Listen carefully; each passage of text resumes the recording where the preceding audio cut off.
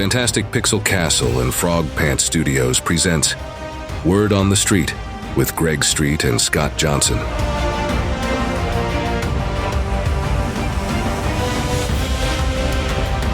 Hello, everybody, and welcome to another edition of Word on the Street. It is our August edition, 2025. I am very happy to be here, and my name is Scott Johnson, joined as always by Greg Street. Hello, Greg.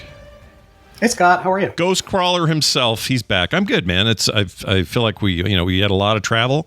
We had a lot of stuff going on. Things were a little crazy, so we had a little bit of a gap in our recording schedule, but we're back at it. Feels good to share the seat with you once again. How you feeling? How are the chickens? We're doing a chicken check-in, everybody. The chickens are good. It is summer in Texas, so they're a little warm. They don't come out much during the day, but they're active in the morning and evenings. Well, see, there you go. That's all you need to know. The chickens still live. The eggs are still being produced.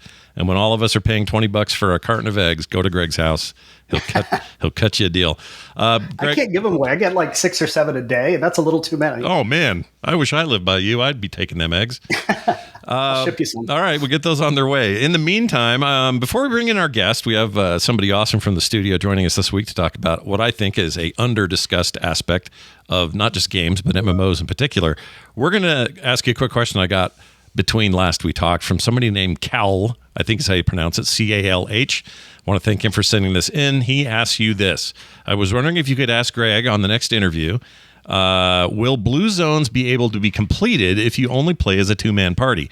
On previous dev streams, I saw that they had a full 4-man party. If I don't have 4 people with me, can 2 people complete it? What do you say to that? Yes, that's our intent. We will probably even allow solo Blue Zones.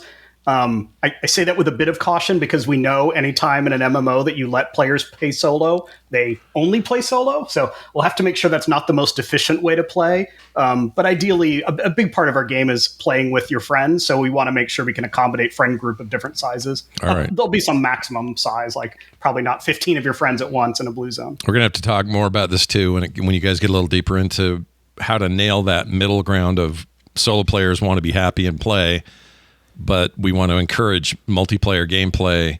Like, what is that happy medium? And I'm not even sure other MMOs have figured this out yet. They've had a long time to figure it out, and I'm not sure even World of Warcraft has found the right balance. So maybe that's an eternal thing that you'll never quite hit, do you think? It's a hard one. I honestly feel like the older MMOs do a better job at it.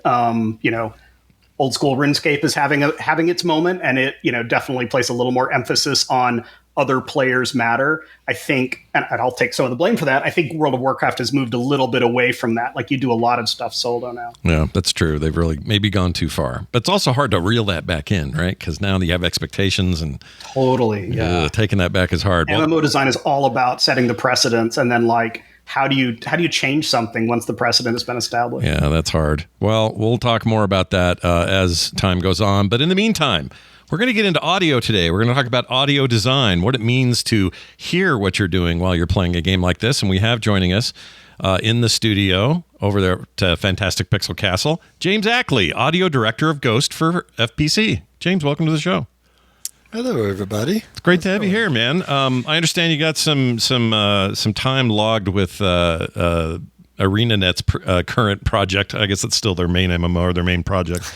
But you did a lot of Guild Wars 2 work over there. Tell us about kind of your background, where you're coming from before you joined the team here. Sure. Let's see. Not to ramble on for too long. I'd say I started... high school building speakers for my friends. That was the first time I realized I liked sound stuff. That's awesome. And then learned to play guitar. Thought I wanted to be a rock star for a little while. Realized that was not probably going to go anywhere, but tried for a minute. Figured I'd jump on the other side of the class, recorded for a while, went to school for recording engineering. Tried to run a recording studio out of our basement. That also was a learning experience. And then got a job in games, cutting dialogue just to pay the bills, basically.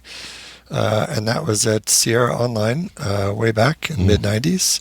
Nice. So worked there for almost a couple years, and then got a job at Monolith when Monolith was just getting started.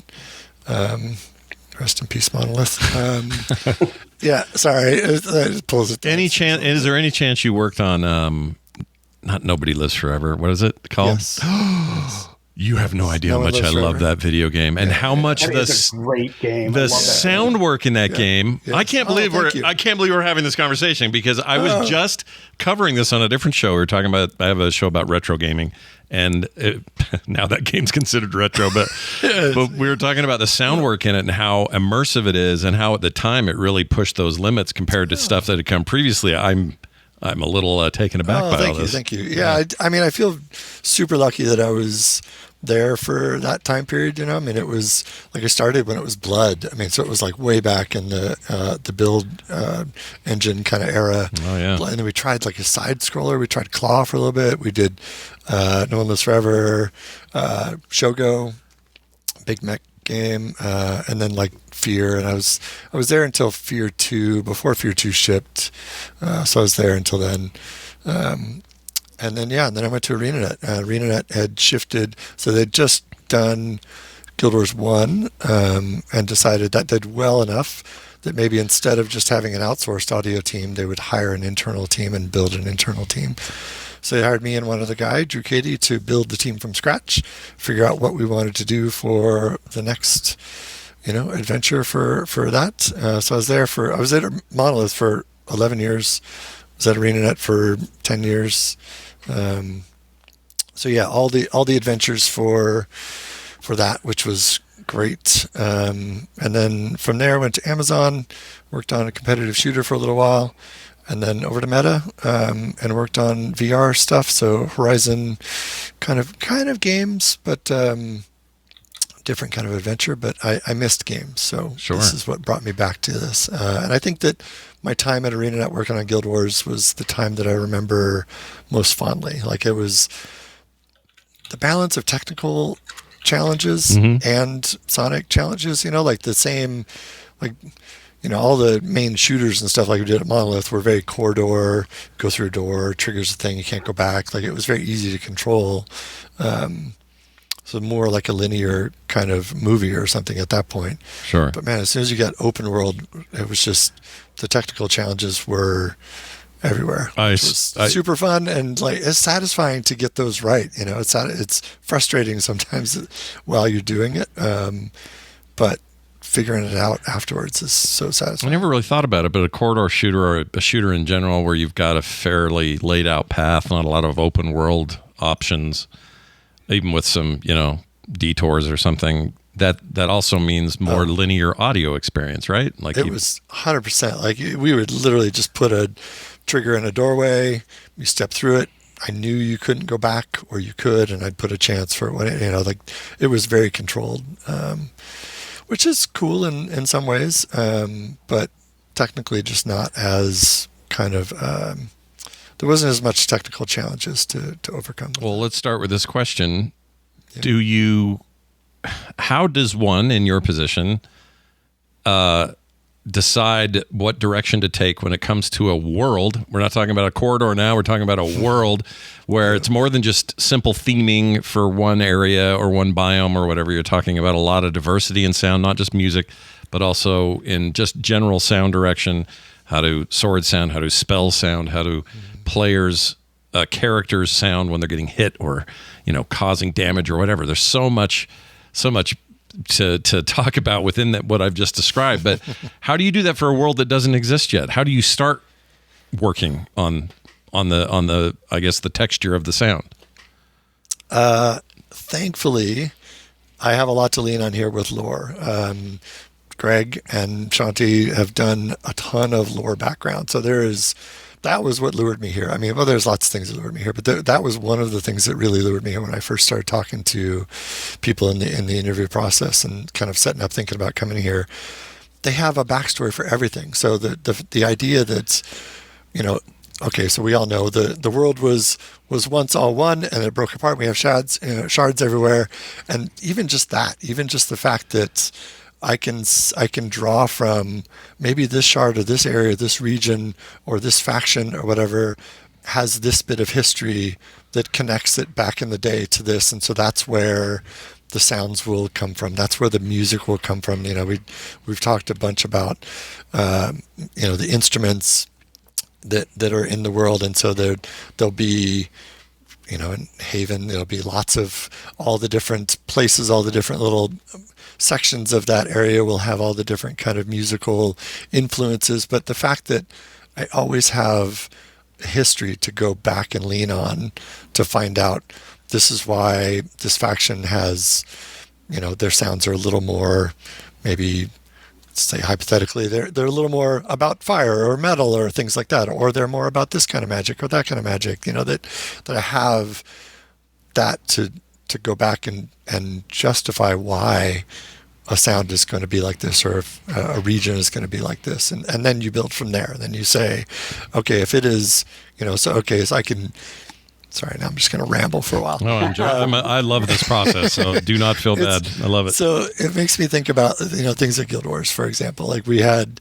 we had clear areas that were like, this race came from this region, and they were all very metal and industrial, and the char was very like metal and heavy, and so I could lean on, so all their sounds were like based on physical metal and rock and like fire and like heavy things, versus the Asura were like all light and magic and these other things. So I could always go back to the history of it, and thankfully there is so much documentation here for all of this that I can just always go back and use that as leverage. Well, having had Shanti on the show before a couple of times, talking about the process of getting the lore not just translated to story and to, world artists and all the other stuff you got to do. It sounds like you guys are building a pretty good system of interplay between the various creative ends of things, so you're all communicating at the same time. And Greg, I would ask you in this process, how much are you, or do you want to be involved when it comes to the tapestry of audio for these zones that you, in a lot of cases, you envisioned forever ago, and have only really been on paper up to this point? How much do you have to do in that process? I mean, James would probably tell you too much, because I'm very opinionated about this world and this game. It's my job is to kind of hold the creative vision of the whole thing together, and part of that is like what do players experience. So I am not a musician by any stretch, but I have really strong opinions on like what good game music is and when like the game music is lacking. You don't often play a game and think, wow, the music is bad, but sometimes it's like not noticeable. And I really wanted ours to stand out in the same way that this isn't a standard fantasy world. This isn't, a world like Game of Thrones or Lord of the Rings, where there's one area where people live and then they travel to the forest and they reach another area. Like we don't have a continent. We don't have any of that. So it's a little exotic, and I want the music in particular to also be a little exotic that way. Sure. James, if you and I'll allude to this a little bit, but just for clarity for those listening, you and I were talking a bit pre-show about how, at least I feel this way, and I'm sure a lot of other players do, but we take for granted good sound design. I think when it works well, it meshes so well with other things that are working well that we don't always look at it and go, oh, the sound guy was amazing here, right? It's just not the rock star front page superstar face of it, but it means so much to the back end of it working at all. Like, it doesn't work if your sword sounds like a spoon hitting a pan, although it might be kind of funny just to throw, Greg off one day or something, but to have meaty combat and the sense of immersion that good audio can bring, I'm just curious what that process is. How do you even know where to start with that kind of thing? Yeah.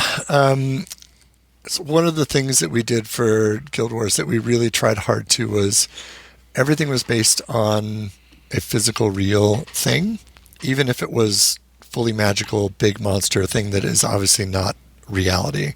This game, as you've seen by playing and the footage that has already been out, it is a real place. I mean, there's trees, there's land, there's things that you grab and touch and throw and interact with. They're all physical things. It's a space that you're in.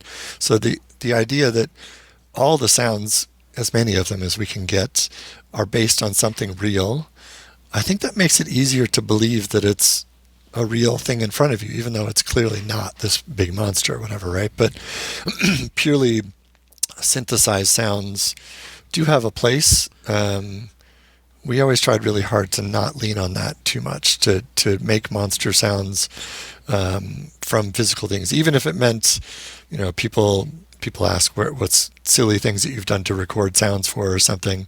There's a couple things that I can think of, but if you take a 50-gallon drum, a big trash can, not a 50-gallon, but a big, plastic trash can, and you drag it across the carpet, either upside down or right side up, it makes this vibrating kind of sound. And we would use that for monster sounds. We would use that for like the guttural sound. And it was only a layer, right? But the fact that it was from a real thing, I think for some reason mentally it makes it easier to believe that it's a real thing in front of you.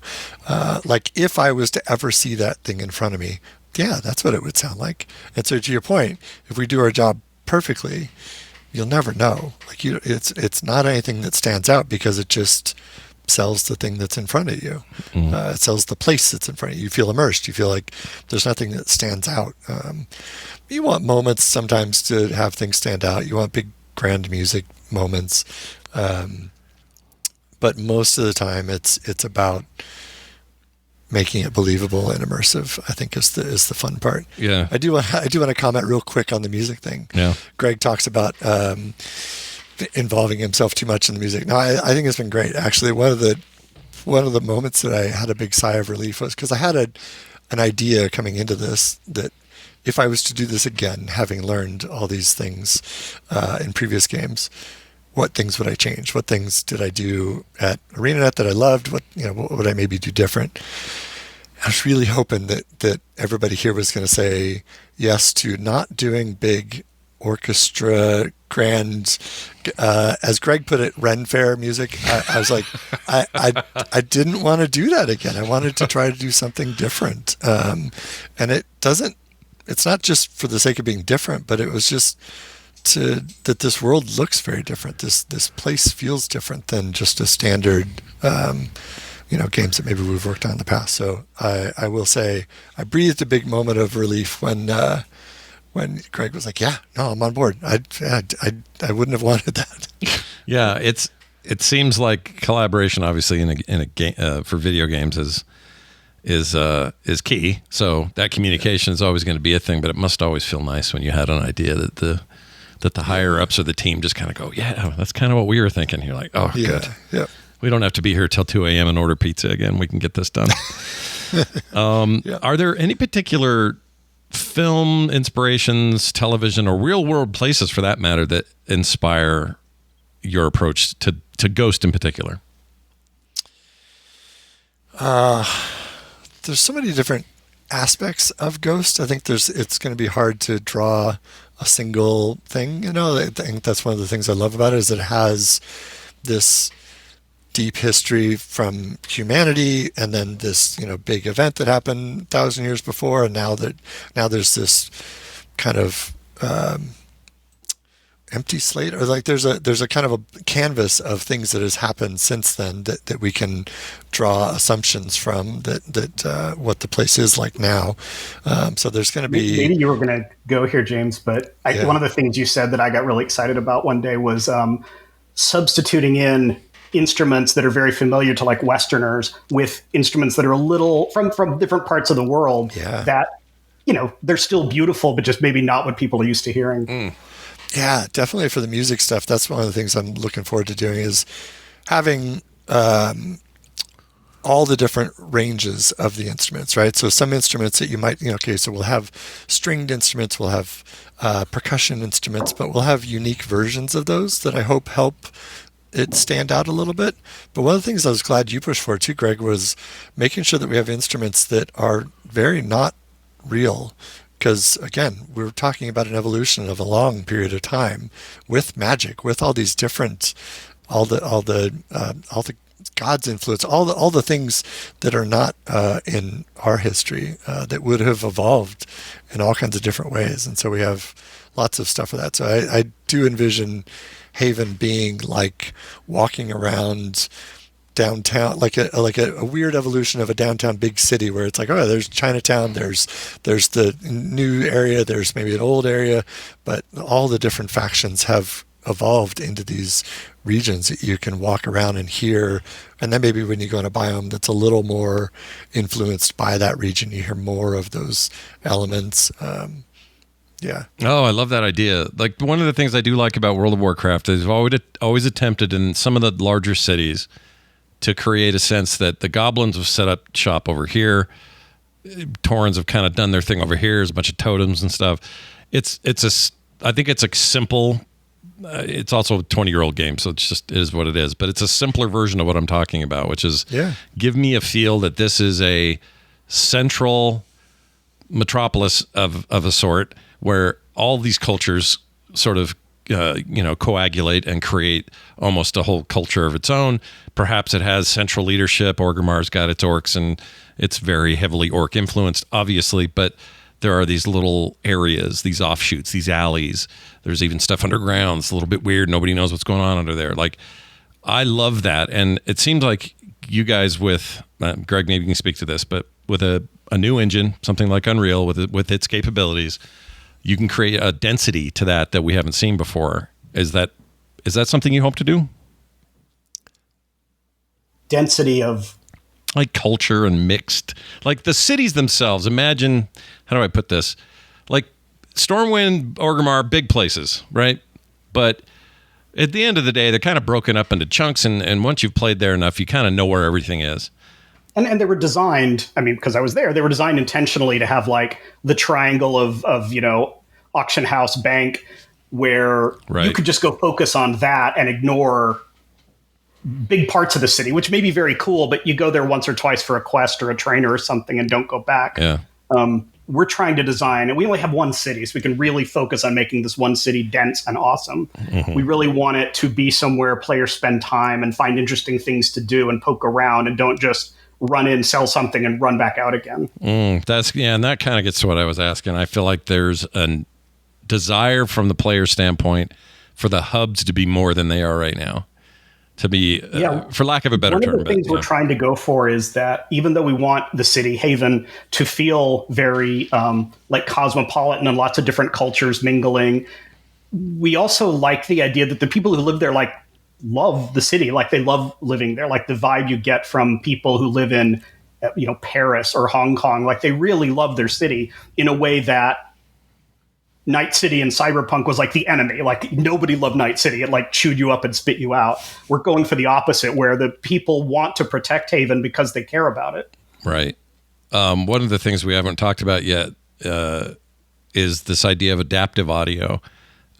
This seems very unique, not entirely unique, but very unique to MMOs in a lot of ways. Or it's the first time I ever heard dynamic audio happen, where moving from one zone to another was not only seamless graphically, especially when WoW started up. It was kind of bringing some of that seamless transition stuff to the table, versus like EverQuest having to zone into everything.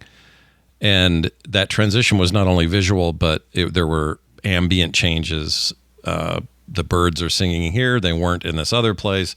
The music has changed.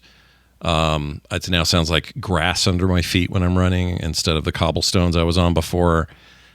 That just seems like exponentially a lot more work than the other way of doing it. And since we talked earlier about what doing your corridor shooters versus something as open as an MMO, James, what's the effort there? What does it take to make that happen and sound right? You're right. It's going to be hard, but I see it as one of the opportunities for us to be able to play with something that we wouldn't get to if it was just a corridor thing. I mean, my hope is that the ambience in the biomes is a blend with the music in a lot of ways. Like there is going to be sounds that you're not sure, is that wind or is that magic or is that the main music as you're just wandering around, that's just kind of the area that you're in. That's the world. That's the life of the place around you. And so in the exact same way that we would have rain come and go or any sort of natural ambience, that you'd have wind or rivers or whatever, birds and animals and creatures and stuff, distant bosses, for example, maybe that you are going to, that you're being warned that are coming, stuff like that. So the sound of the environment around you, I'm looking forward to blending a lot of the music and the kind of the ambience in that. So you talk about technical abilities, the fact that we're doing this in Unreal. I mean, the fact that one of the other things that I was glad to say and have the room not freak out was I don't want to use Wwise. I just want to do everything in Metasounds, because Metasounds now has the ability to have such a strong connection with the game without having to have engineers pull and do special things for me. Like, I can grab connections on my own, or the audio team can grab connections on our own, and tie it directly into stuff like that, where you can in Wwise and Fmod, but it's just one more thing of, one more layer of work, one more other group of people you got to connect with. Do people know what Wwise is? Yeah, is it part of the Unreal suite of tools, or does it just integrate well with it? Or I was going to ask the same thing. What is Wwise, or what is Meta tools? Yes. Yeah. So Wwise and Fmod are the kind of the most common middleware audio engine that everybody uses, and they are a separate company from Unreal. They are Audiokinetic. It is a separate company. So you could use, and people do use Wwise in almost everything else. Fmod some, more in the Unity side, more in the kind of mobile and smaller game things. I was going to say, I see that Fmod logo almost every game I launch. I see Fmod. It feels, or I shouldn't say every, but I see it a lot, and I don't know why it stands out. It's like Speed Tree and all that other stuff. It's just always in that little section, and I've never known what Fmod is. I never bothered to look it up, but I never knew what that was, or Wwise was. I've seen that one as well. That's interesting to know that they're both audio tools, and I had no idea. Yeah. So it's the whole suite of audio engine and tool. So it's the UI developer-facing tool that you put the sounds in, you manipulate, you add all the parameters that you want to adjust and all that stuff. You consolidate your banks and you manage the memory and all those kind of things. Now, built into Unreal is a system called Metasounds, and that is built into Unreal. It comes with Unreal. There's no added cost, and it is more like it's less. I believe it has a lot more control. It's a little less shiny buttons and knobs, and a little more, it looks like Blueprint. It looks just like Blueprint. So it's basically Blueprint for audio is what it looks like. Oh, wow. Okay. But it's way more performance. It gives you a lot more control. It's lower level, so it's not just performance, but also you have access to things that you didn't previously. And because sound cues was the way that audio was played in the past through Unreal, and it was relatively limited to Metasounds. Yeah, and the way that used to work, and correct me if I'm wrong about any of this, but it felt like I've played some games that use a more queued up way of doing it, not to play off the name of the tools, but the idea of like, I'm in combat now, and now I'm out of combat, and now we're off to the ambient music again. Yeah. It feels like some games do that worse than others. I think there are some that handle all that stuff very beautifully. I think WoW does an amazing job. They've always had a great sound team, and I think that your previous employer over at ArenaNet did a great job, and you there with that work. But obviously, the tools mature and evolve along with everything. It sounds like we're just in a better place for you to do what you want. I think it's a great place to be right now, to be picking this to like lay my flag in the for Metasounds. For ArenaNet we were going to use Wwise, but at the time, I mean, it was a while ago, Wwise didn't let us do hot loading of sounds. So you'd have to have a bank. And so the same way that we talked about corridor kind of shooters, that you'd load a level and you would know that when you were done with that level, you would dump that and you would load a new one. Like that's the way that sound banks would work. Sure. And a lot of games work that way. Sure. But you can't obviously do that if you're just infinitely running. So you'd need to be able to hot load stuff. and dump them as you need it. And so we did a whole engine on our own, kind of loosely based on Fmod, like really at the core level, but all the stuff above that was all proprietary to be able to do that. Greg, I got a live question for you that connects. Actually, this sounds like a bit of a turn, but I'm just curious about it because I think James is going to have a thought. He asked, his name is Stent. He asked, any voice actors being eyed for this yet? That seems like a way down the road thing, but maybe you guys are further along than I think. So do you want to answer that? Oh, Greg, sorry, I had Greg muted. Go ahead, there's Greg.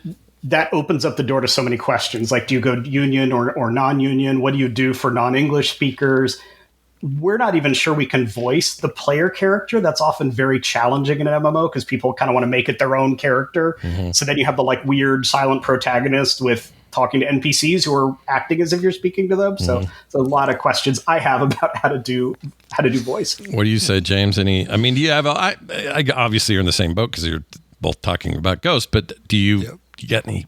I don't know. Do you have eyes on anybody? You'd be like, for the English version of this, we'd sure like blank to come in here.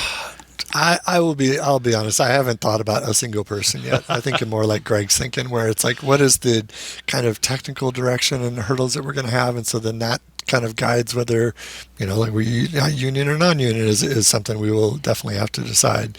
How much are we voicing? So then, what's our budget? Like, so then how much can we even spend on actors? How many languages are we going to do? All the things that go along with it.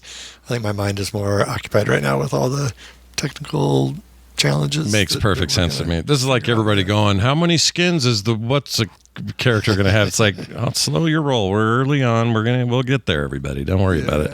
You talked, I think you may have kind of answered this in a way, but I wanted to focus in on it a little bit.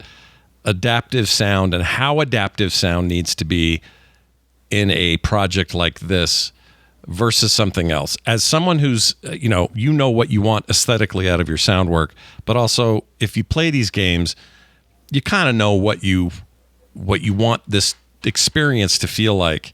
And it sounds like the tools have adapted to help you do that and be more dynamic. But how important is that adaptivity in a player's moment-to-moment experience in the game? Yeah, sorry, you did ask that, and I went on a tangent of technology because MetaSounds gets me all excited about the opportunities that I have. Sure. Yes, I think that having things be adaptive and evolve while you're playing is the key to making MMOs sound fun still and not monotonous. Mm-hmm. This was one of the first conversations that Drew and I had about Guild Wars was because we'd both come from more shooter kind of based things, and we're like, okay, how long could you run? I remember going to one of the designers and saying, if I just ran, like, how long could I run for? Like, oh my God, dude, you could run for hours. I'm like, what? Yeah. How am I going to manage running for hours? What? Like, okay, we need to talk about Footstep and Foley system. Like, we spent a lot of time talking about how to make sure that it sounded like I was still moving and all that stuff, but it didn't get monotonous. So making sure that not just as you go from biome to biome, region to region, or this camp to that camp, or what kind of player am I? What groups am I? What are my friends? What are the challenges? What are the NPCs we're facing? What are the boss we're facing? All the things that are going to change the environment around me need to change the way the sounds are. One thing I remember as a kid being completely blown away by was seeing documentaries around the making of Star Wars, and obviously legendary sound work studio. I forgot the guy's name. Who's the Ben Burtt? There you go, Ben Burtt. Of course, you'd know that top of your voice, name or brain. But I remember as a kid watching him in these documentary style sort of behind the scenes things, traveling around, big old recording equipment on his hip, 2 or 3 other guys holding boom mics, him with giant headphones, the 70s and 80s, getting up close to weird stuff in the street and sampling all these things. I loved that. Like, that was, to me, was almost more important than that. I didn't care about who's acting in what role. I was less concerned about even what ILM was up to. I thought that sound stuff was amazing, especially considering how iconic it ended up being. Yeah. Are you doing a lot of that for this? Are you actively going out looking for Foley and capturing that audio with your team and that sort of thing? I am looking forward to that kind of stuff right now. I mean, I've only been here for just not even 3 months yet. So right now, I'm thinking about trying to get things in for as much of the content as possible, so I can get kind of the idea to the team for the direction and stuff like that. So right now, because it's just me, not as much that, but I've definitely done that a lot in the past, and I definitely love doing that. We spent a lot of time on Guild Wars 2 out in the field recording. We tried really hard to not buy libraries. We bought explosion libraries. We bought a couple gun libraries. But we recorded probably 80% of the sounds that were in Guild Wars 2 ourselves, or built them ourselves. So I absolutely love that kind of stuff. I do too. That is such fascinating stuff to me. And you mentioned before about running across the world. Greg knows there are players who will do that just for fun. If you have a thing, they will try to break it and or experience it or do the weirdest thing possible. It's kind of a fun aspect of these games. But I know that a lot of times it'll happen in some of these games, especially older ones or ones without budgets. I don't know, but you'll hear somebody running and it'll be, and it's that the whole time, as if there's no variation on the way their feet move, or the gravel under their feet, or the change of, I hit grass or water for a minute, now I'm back on dry land. I don't understand how you guys do that, but for whatever reason, I find that to be magical and otherworldly, that you can nail that feeling of like, I'm running for real and this is not repetitive. This is, I may regret saying this in a recorded podcast, but I remember when we were doing Guild Wars 2 and Drew and I were talking about this problem. We were talking about like, how are we going to mix this game? Because you couldn't do it like a normal, or like games that we'd worked on in the past. So I was watching a movie and there was a scene where somebody was standing in the subway, and it was like they were standing talking to their other actors in front of them, and the subway goes by and it's crazy loud. And then they start talking, all of a sudden the subway's still going, but you can't hear it. You can just hear their voice. And I just remember thinking, I wish I could do that. I wish I could have a system that would just adaptively remix. And so we called it the threat system. So we called it the focus system. Sorry. We called it the focus because it was whatever we wanted you to focus on at that moment. And so we started gathering as much data as we could. So if an enemy could see you and they were in threat range, they had a number applied to them. If they had amount of damage they could do to you, regardless of their distance, what count, added to that math. Just all these things. We gathered as much data as we could. Were the people next to you, were they friends, or were they foes, or could they see you? All that stuff to remix as we went on. The part that I was reluctant about saying, because Blizzard did a big, really wonderful talk on doing this for Overwatch, and they called it threat system. And we were all doing this at the same time, so I'm not sure who did it first, but it's systems like that allow us to solve the problem I think you're asking, which is how on earth do you remix for a game that you could have. I could be by myself, we talked about the opening. I could be by myself doing this blue zone. Or I could be down the road, I could be with hundreds of people around me, all fighting on the same thing. We had World v. World in Guild Wars 2. We would have literally hundreds of people all hitting the same door at the center of the screen, all playing sounds. How do you remix that? So there's no perfect answer for that, but things like a threat system, things like a focus system, things like, and other disciplines will benefit from this too, right? Like VFX can't be firing off something for everybody if there's hundreds of people on screen as well.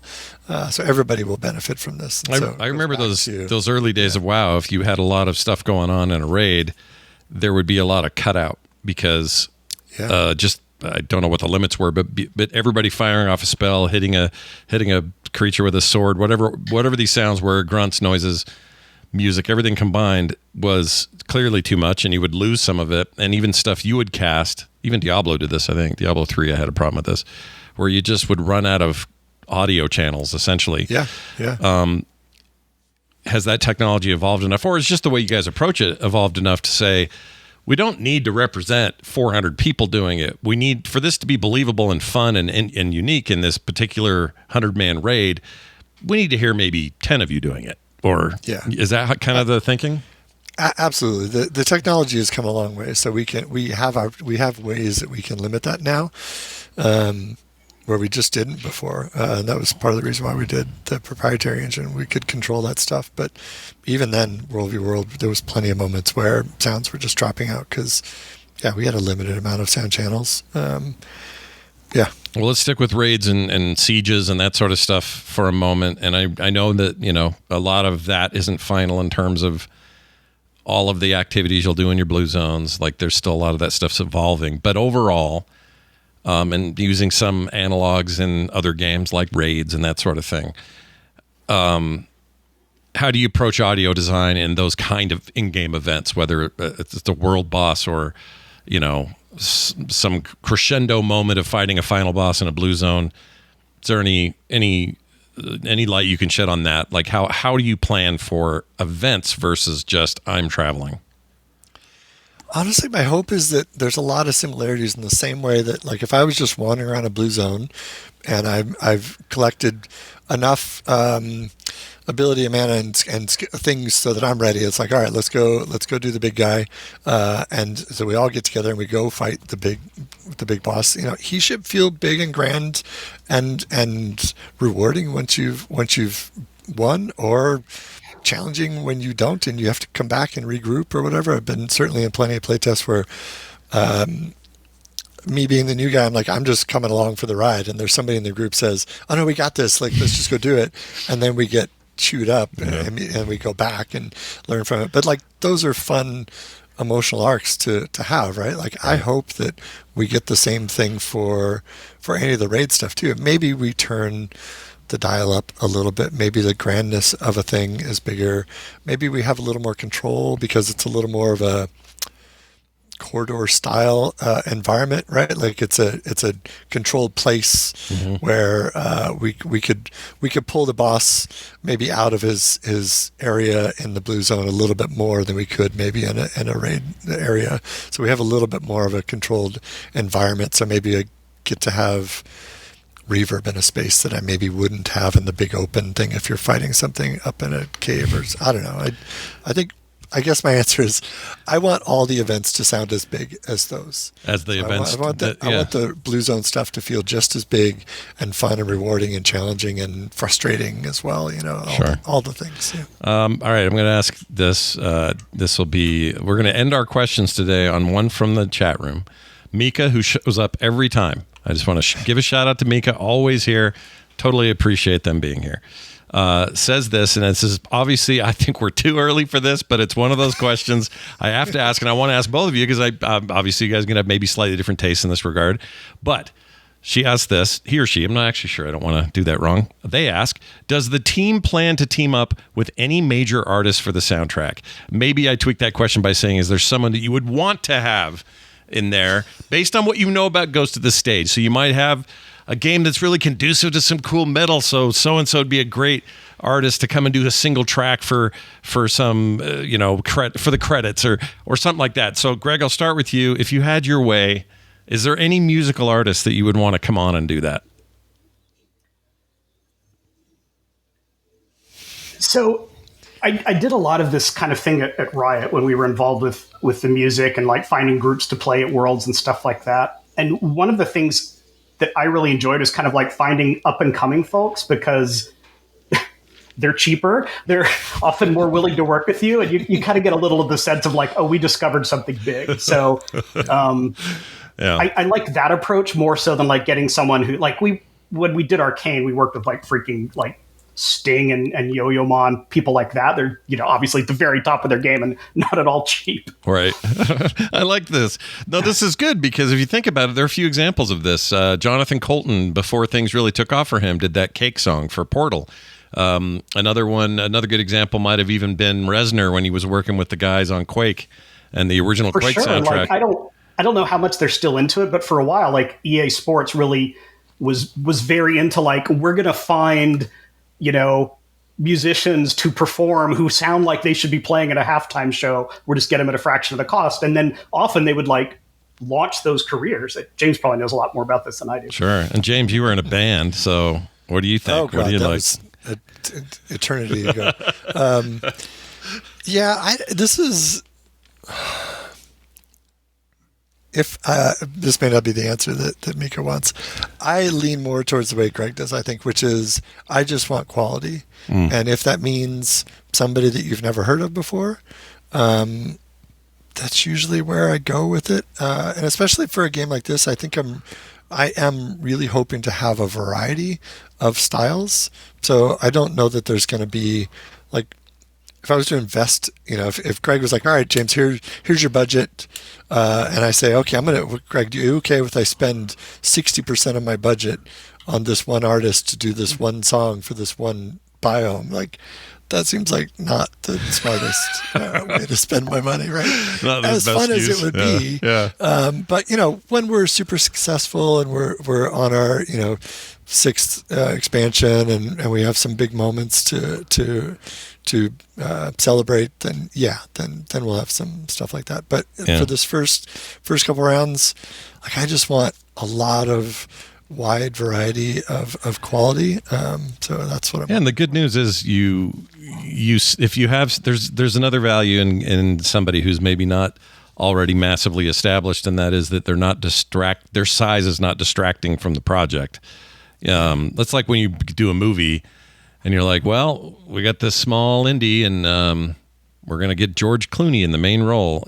He's going to overwhelm the image of this movie. It's going to be a George Clooney movie, not a movie that happens to have him in it. I don't know if he's a good example or not, but I always like that idea of somebody who's like the studio, fresh, new ideas, something new and fresh. And then if they take off, great. But, don't have them overwhelm the room. and there's a little bit in the back of my mind too about, the state of the industry right now. I really want to try to figure out ways to make games sound as amazing as possible while not breaking the bank as well. Right. Right. So, yeah. Well, good point. Well, I clearly I love this subject. I can't wait to see how things go here. I'll probably be poking James here and there just to say, hey, where are we at with this thing? Because I just love the process of it, and I'm so excited to see how this all integrates into Ghost. Thank you so much for being a part of it today, man. It was really good getting your perspective. Thank you for the opportunity. Yeah, it was very cool. Greg, it is always a pleasure to hang out with you. Any big milestones or anything for people to be thinking about or talking about before we meet again? The game has evolved so much over the past couple of months. Like, it really feels like a game now. And we have a couple of like, I'll call them more roguelike features in the Blue Zone experience that have just really turned out awesome. So we're doing another one of our like private/public play tests here, this week. And we're trying to do like another live stream where we can like show people more of the game, so you can have some more updated footage of our game to show out. It really has come a long way. There's almost no stand-in art anymore in the sense of like Unreal Marketplace stuff. We have all of our own art. Ooh, so no more mannequin with a witch's hat or whatever. No more mannequin. No more of those goofy little goblins. It's all our stuff. Oh man, I can't wait to get into a playtest upcoming. We will make sure to come back and talk to you guys about it more in our next episode. Should be next month, sometime around this time of the month, maybe a little bit later in the month. But we will be back with more. In the meantime, don't forget to go to fantasticpixelcastle.com for all things Ghost. You can go to frogpants.com/street for all things of this podcast. And if you go to voicecast.app/street, you can leave voicemails and text for the show as well. Huge thanks to everybody who sends in their questions and thoughts. We appreciate you guys a lot for all that you do. That'll do it for us. For me, for Greg, and for James. We'll see you next time.